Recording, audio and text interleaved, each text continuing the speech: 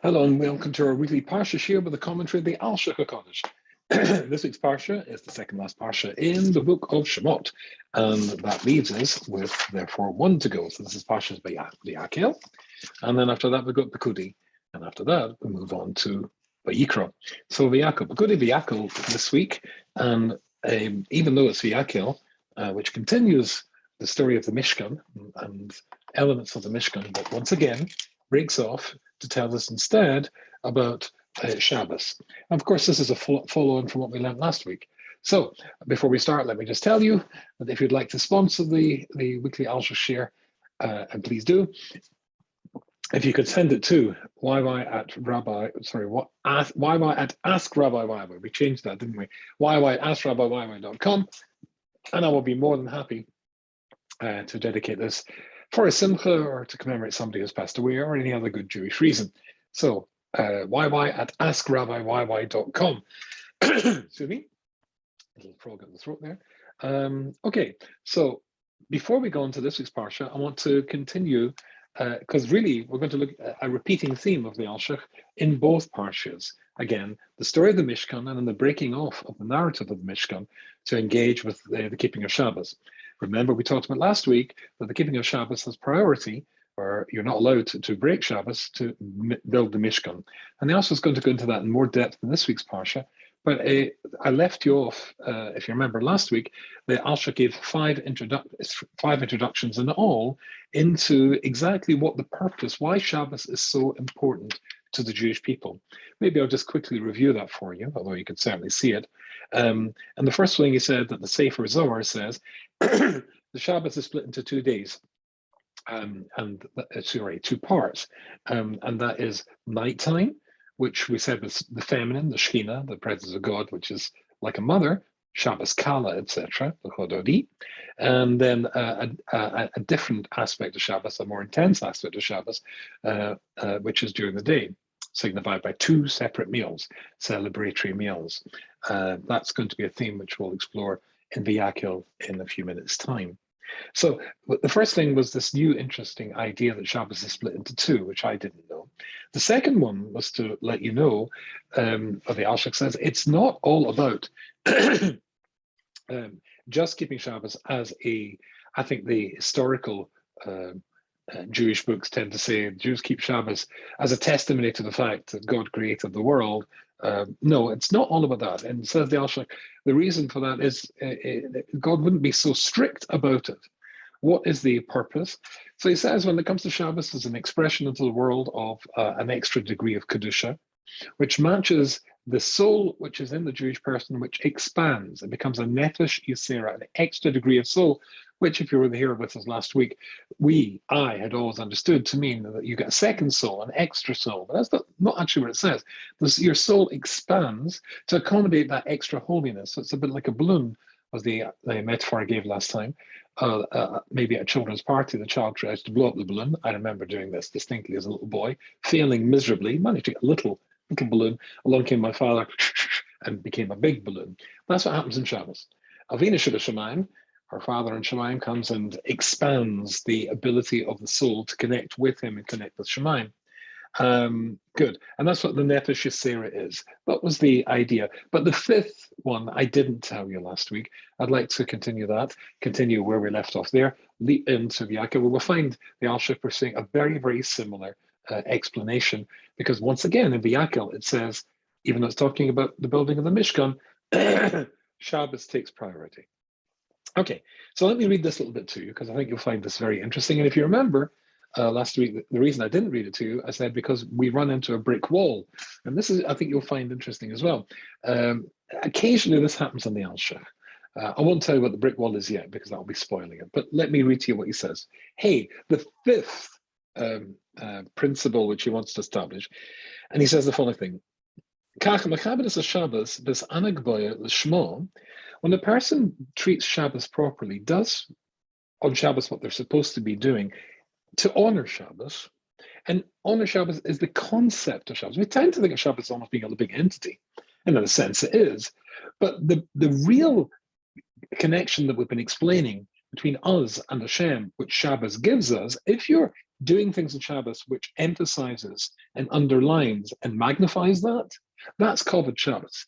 So he says, I've lost the place here. Yeah, but also by the Torah of a Nemna called Bebrichel. So if you do that, you connect, you take the special time, and you've got a special expansion of spiritual capacity to fill it with spiritual volume, learning Torah, davening, all sorts of things that are good to do. Who moised is Cyrus is Rabbis Bahora Bechinas Shabbos. And then, of course, you're fully utilizing that extra a degree of holiness that flows to the world at that time. And of course, that makes you connect more to God.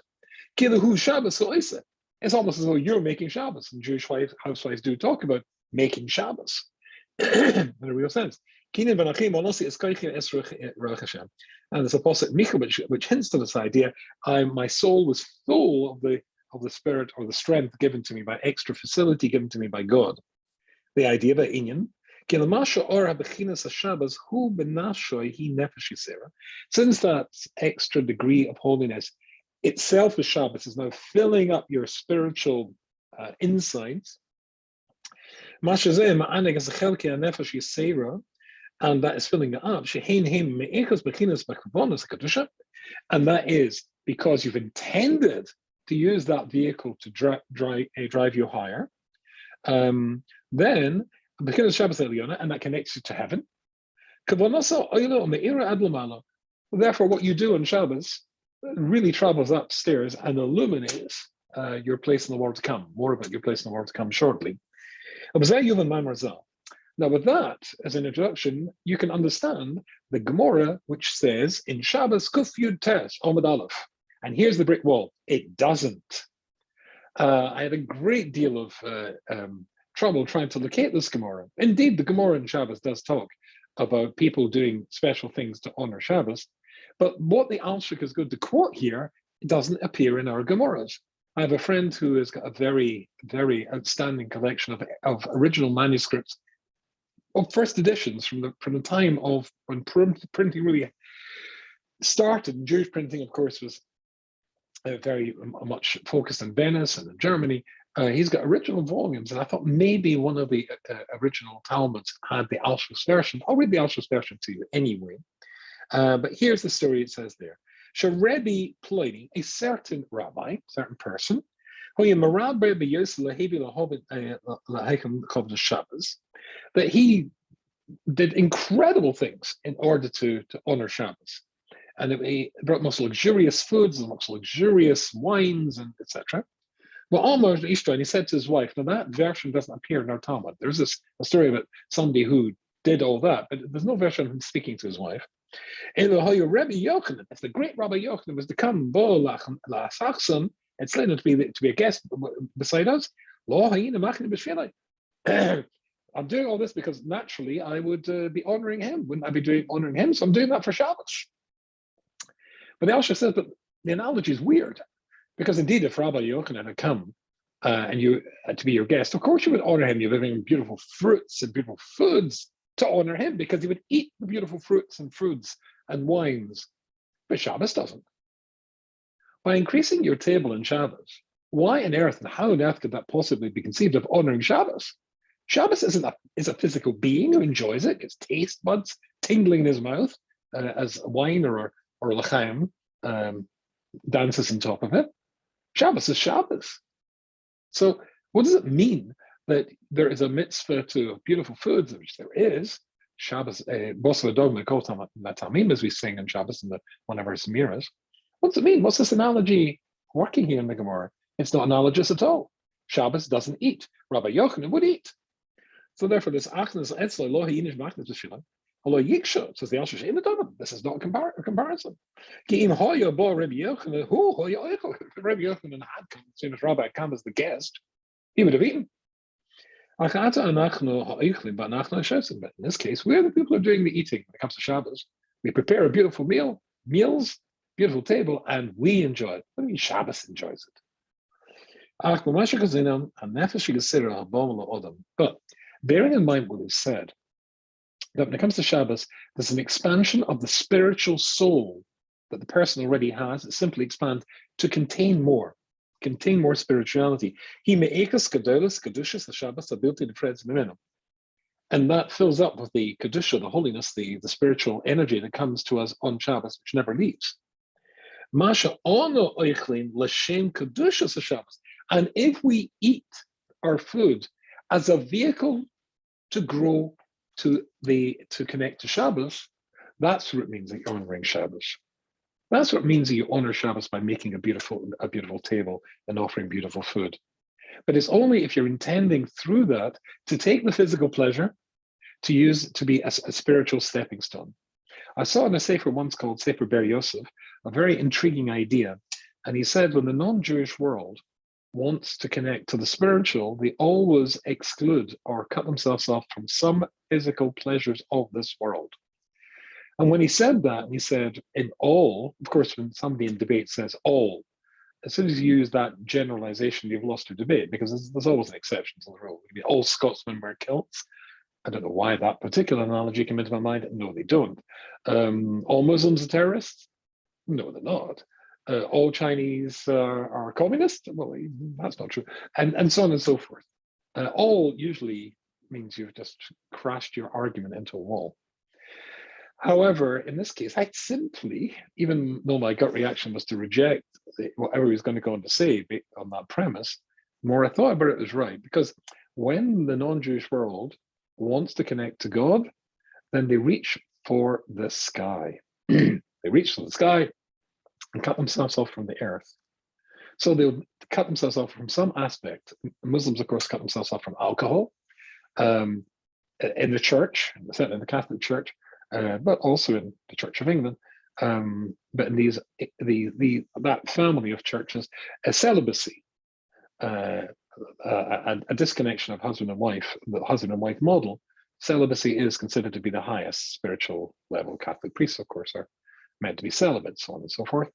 And the more I thought about it, it's all a denial of the pleasures of this world. Judaism doesn't say that. Judaism says the opposite. You take the pleasures of this world, we marry, we have children, we eat, we drink. There are certain things we don't eat, but we do eat. Certain times we don't eat, but there are only certain times, and we eat the rest of the time, because you're supposed to take the elements of this world and use them, which is why this Ber Yosef I'm quoting to you, he quotes a medrash, and the medrash says that the non-Jewish world and the Jewish world are compared to heaven and earth. And it may be a little bit chauvinistic, but reading that you might assume, Jews are in heaven and the non-Jewish world is the earth. No, it says the opposite. Because the non-Jewish world, when they want to reach spiritual heights, reach for the skies. No, and cut themselves off from this world. We don't believe in cutting yourself off to this world. Limiting it, disciplining yourself within it, yes, but not denying it completely. You can take elements of this world and use them as a vehicle to go higher. That's the idea here in Shabbos. As long as your intention when you're giving honor to Shabbos is in order to grow and connect to Shabbos, then you're doing something which is really, really important. If, however, you don't do that, then you're shrinking that connection and you could essentially sever it all together, which is why the pasuk from last week goes on to say, if you break Shabbos masumas, you die. The double expression is because, as Rashi says, you need two witnesses. But then it also goes on to say, and that soul will be cut off from the Jewish people. It's not that God's doing the cutting off. You're cutting it off by not feeding it in Shabbos, by spoiling it in Shabbos. You're disconnecting yourself from God. Now, let me read a little bit of what he says now. But with that introduction, he says, let me tell you, Omar hu yizborach halo tzavisi la'asas mishkan l'shkani b'seichem. But I told you indeed to make a mishkan, a tabernacle in which I will dwell amongst you. But you know what? But you should still keep Shabbos. And Shabbos is not pushed away by the construction of the Mishkan. Well, Tidchos is Shabbos. It doesn't trump Shabbos. And he says, Shabsai, you will keep my Shabboses. I always thought that's one Shabbos after that. No, Shabbos is the plural for the Shabbos itself because it's in two parts. Both parts of Shabbos. It's a graph. It's going up from the Friday night to the spiritual ascent through the next day. All aspects of that are the journey that you take in Shabbos to connect to God. That it's a ladder you're climbing up through the process. Okay. And why should it break Shabbos? Because sorry, why should the Mishkan break, cause you to be able to break Shabbos? Because there's a connection that's available here which you won't find anywhere else. Okay, that I think is the other point I wanted to take us from last week, and let's leap forward to this week. This week's Parsha. And this week's Parsha is, of course, as I said before, Vayakel. And Vayakel again starts off, and this is how it starts. I've got my little blue chumash here, which I've grown quite fond of, saying we've used it so often. Vayakel Moshe is called in Israel, the Omer Lehem, and Moshe gathers the entire Jewish people, and he says to them, and these are the things that God told you to do.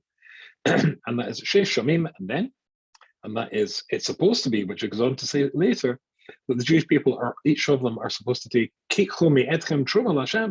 take from you various things as donations to the Mishkan. And now 13 gifts were offered altogether, 13 gifts echoing or paralleling the 13 tribes, pointing to the achdus of the Jewish people, which is essential for the Mishkan and the Beis HaMikdash to work. After all, there are 13 tribes, but the word one, the numerical value of one, Aleph, Ches, and Dalad, is 13. The oneness of the Jewish people is expressed in our diversity, that we're not just one homogeneous people, but we're a mixture of various peoples, Shimon, Levi, Yehuda, Yisachar, Zebulun, etc. So all of that is expressed in the making of the Mishkan, which is really what the Parsha is talking about.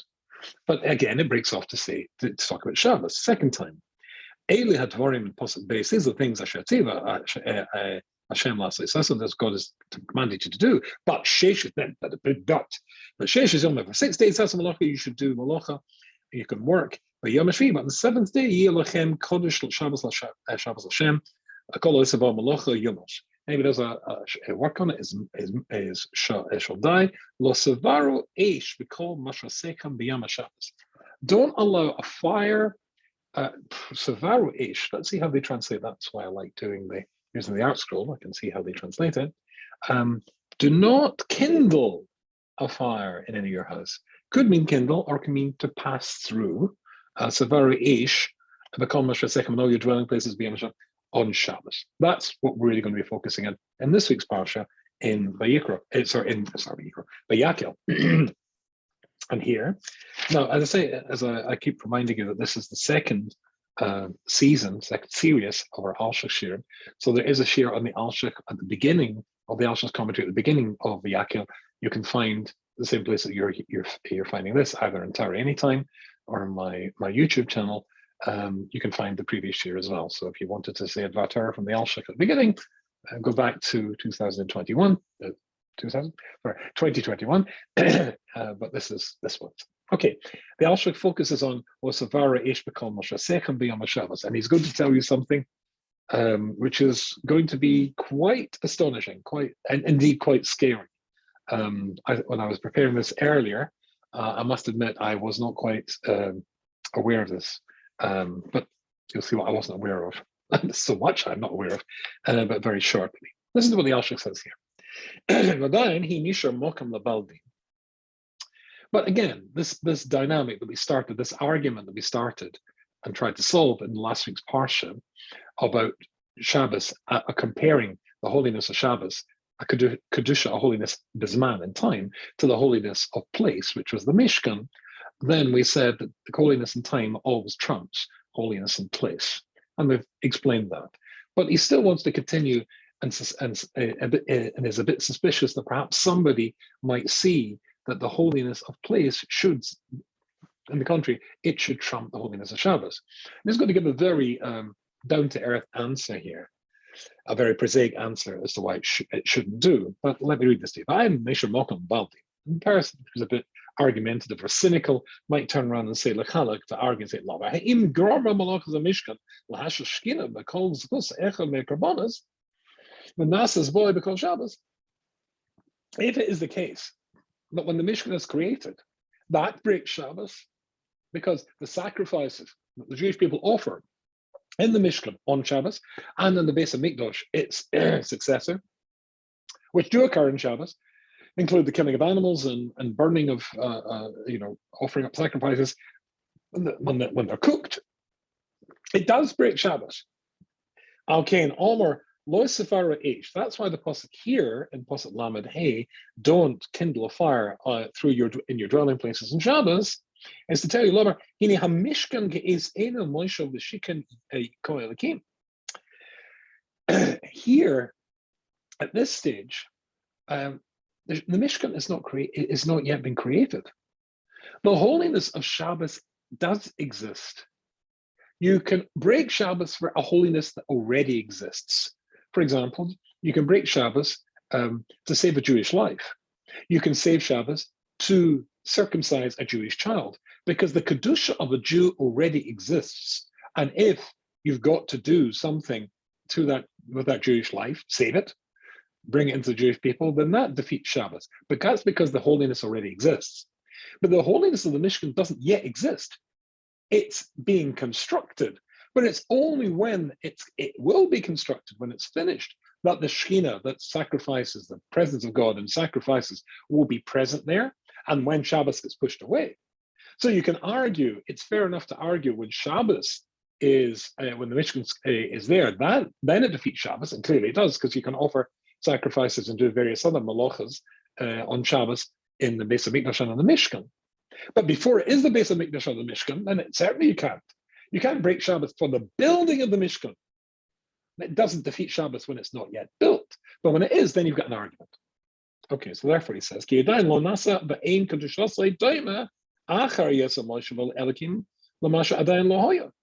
compare the holiness of the Mishkan before it's complete and God dwells in it to when it is complete and God dwells in it. At the moment, it's only got potential. A potentially holy thing doesn't defeat something which is already a holy thing. Shabbos is not defeated by potential holiness. And that's what it means, says the Alshich in Parshas Vayakel and Lamed Hey Gimel, and therefore you'll not have a flame should not be kindled and all become Mishra Sehim. You can't kindle a fire on Shabbos in your houses, but a place which is the house of God, the Mishkan, and then Beis HaMikdash on Shabbos, then you can kindle a flame. And indeed, they did kindle flames, ignite flames there, but that's when it's already constructed. So now you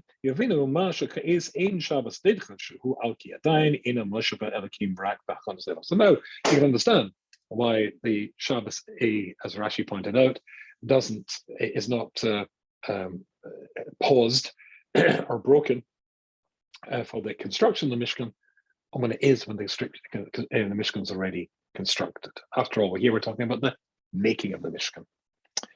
And now he says something which is very interesting. It takes us to an address which I haven't seen for a while, and maybe I've forgotten it completely, but it's quite mind-boggling. Hine, derech remes yitochen remes lona hu yisborach, kama kosher yesa lefanav yisborach vera achas asher yasa odem b'yom Shabbos nesher yasa b'chol. But there's another aspect of what's going on here in our pasuk in Vayakel when it says you shouldn't kindle flame in Shabbos. And that is to let you know that God considers something that you do wrong in Shabbos to be a much, much more serious thing, much more serious breach in the connection between you and him than if you do it during the week. And that's obviously relates back to what we learned just a few minutes ago and last week, because in Shabbos there's an extra degree of connection that you get between you and God, the Shoma Yasera, the expansion of your spirituality. They want to suck in more spirituality. If you break that in some way, you're throwing away a lot, you're breaking a lot. So he says, because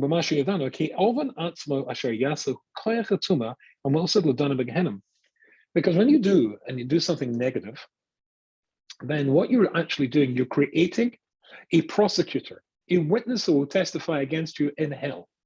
In other words, you are arming the team for the prosecution. You're recruiting for the team of the prosecution who will prosecute you in hell. Because the idea of hell is likened to, now of course, there is no actual flame in hell, but everybody knows it's, and this is of course Christian We'll have the iconography is full of the idea of hell being a place where people burn and little devils, with pitchforks and all that sort of stuff.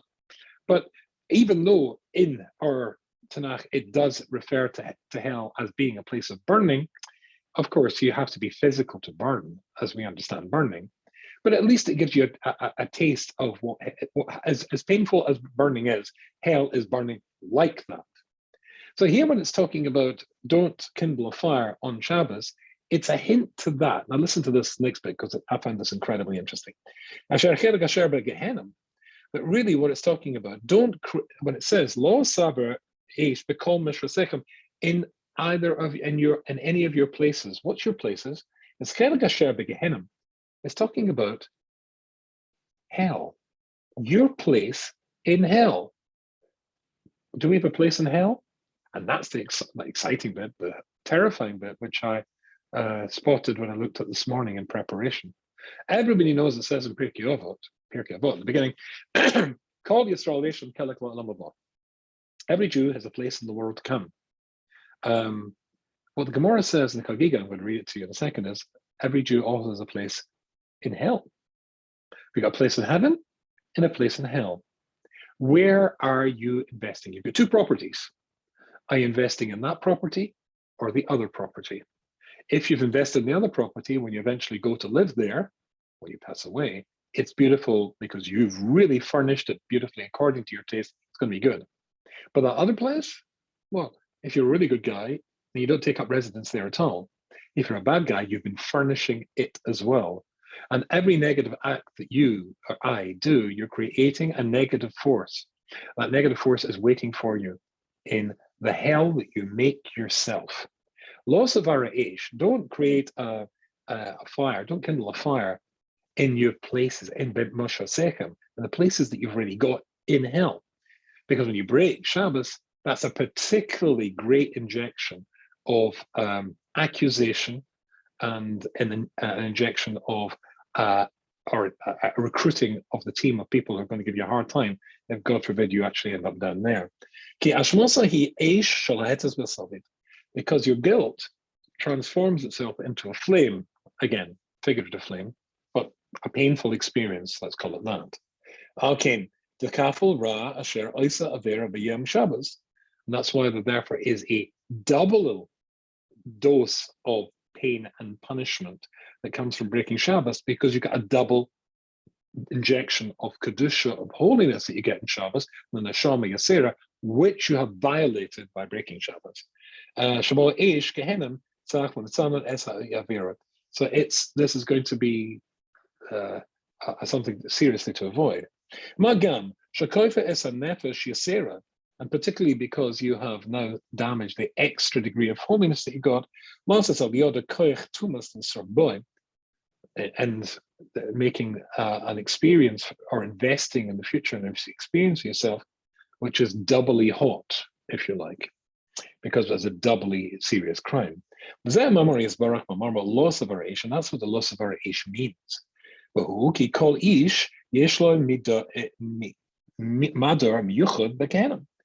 Because everybody has got a place, their own box in Gehenna, your own box in heaven, or in a house in heaven, and your own box. I'm thinking of ball games and very expensive people, they've got boxes. Same because share loy began Eden. Just like there is in Gan Eden, there is a place waiting for you in hell. Well, they call Adam yesh loy chelik began Eden, the chelik began.